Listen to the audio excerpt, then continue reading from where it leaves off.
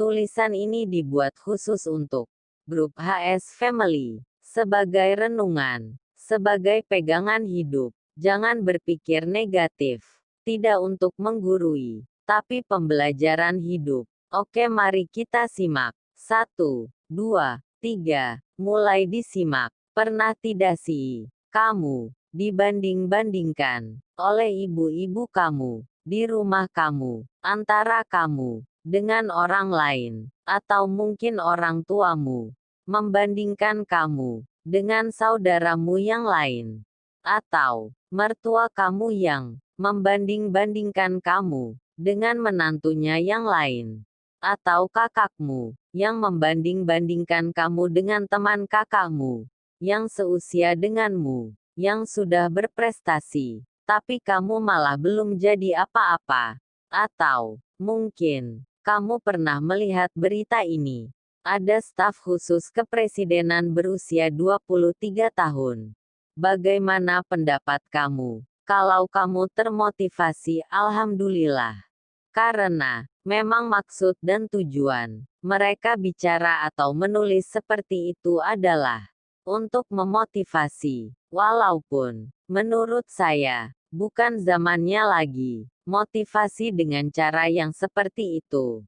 Tapi saya yakin rata-rata dari kamu ngerasain minder, rasa malu. Saya tidak akan membahas dari sudut pandang mereka yang bicara atau berita yang ditulis, karena itu tidak akan merubah apa-apa.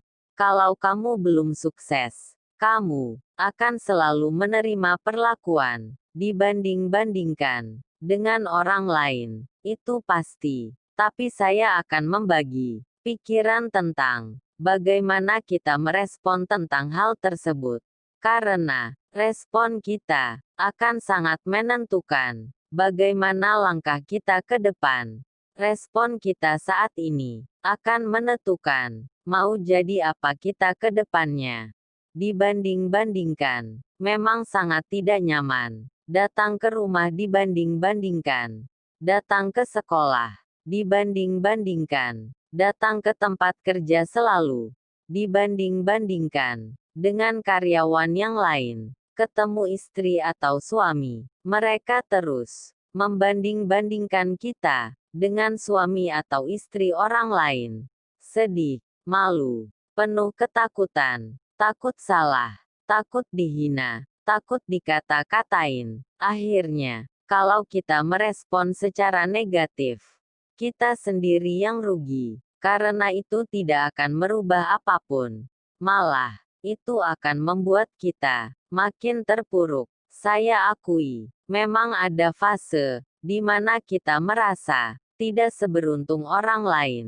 Kita cemburu karena saat kita mendapatkan sesuatu harus dengan kerja keras dan mengorbankan banyak hal. Tapi di sisi lain, kita melihat ada orang dengan sangat mudah mendapatkan apa yang kita dapatkan. Karena kondisi sudah mendukungnya. Kawan, kamu tidak perlu menjadi minder dengan semua itu. Perlu kamu ketahui bahwa setiap orang berbeda-beda. Tujuan hidup orang berbeda-beda. Cara memaknai kesuksesan setiap orang berbeda-beda. Takdir kehidupan orang tidak sama satu dengan lainnya. Kelebihan dan kekurangan orang pun berbeda-beda. Kita tidak perlu minder mendengar ada anak berusia 23 tahun sudah menjadi staf khusus kepresidenan. Dan kamu di usia 23 tahun belum menjadi apa-apa. Sekedar kamu tahu ya, ada juga orang yang usianya 23 tahun. Ia masih kuliah di kehutanan UGM, dan kerjanya masih mendaki gunung dengan kegiatan pencinta alamnya. Tapi sekarang, dia menjadi orang nomor 1 di Indonesia. Ada juga orang berusia 62 tahun, masih menjual semua properti yang dia miliki untuk sebagai modal, menawarkan resep masakannya dari restoran ke restoran, dan baru di usia 65 tahun, ia sukses mendirikan restoran yang bernama KFC. Yes, dia adalah Kolonel Harlan David Sanders, sang pemilik salah satu waralaba terbesar di dunia. Setiap orang ada masanya, dan setiap masa ada orangnya.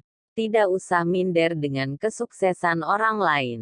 Semua bunga di muka bumi ini tidak mekar secara bersamaan. Saya ulangi sekali lagi, semua bunga di muka bumi ini tidak mekar secara bersamaan. Semua ada masanya, tapi kamu tidak akan menemui masamu. Kalau kamu masa bodoh, tidak usah terintimidasi dengan suksesnya orang lain. Kamu hanya perlu tertantang dan katakan, kalau dia bisa, maka insya Allah, saya pun jadi bisa. Jangan menyerah terlalu cepat, karena jika kamu menyerah terlalu cepat, maka kegagalan itu menjadi pilihan, bukan lagi takdir. Tidak usah melihat lagi orang, karena kita ini berbeda. Lihat, dan tantanglah dirimu menjadi lebih baik dari kamu yang kemarin, yang selalu dilecehkan, dibanding-bandingkan, dibuat tidak nyaman, dibuat takut, dibuat down. Pasti akan selalu ada. Itulah warna dari perjuanganmu. Santai saja, siapapun dari kita, Tuhan tidak mendesain kita untuk gagal. Selalu ada maksud kenapa kita lahir di muka bumi ini. Jalani hidupmu sesuai dengan timeline waktu yang sudah disiapkan Tuhan kepadamu. Persiapkanlah dirimu, teruslah belajar dan bertumbuh. Teruslah berdoa dan meminta.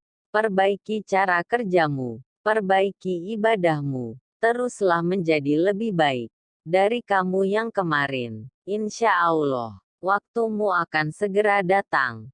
Amin. Salam semangat penuh ceria.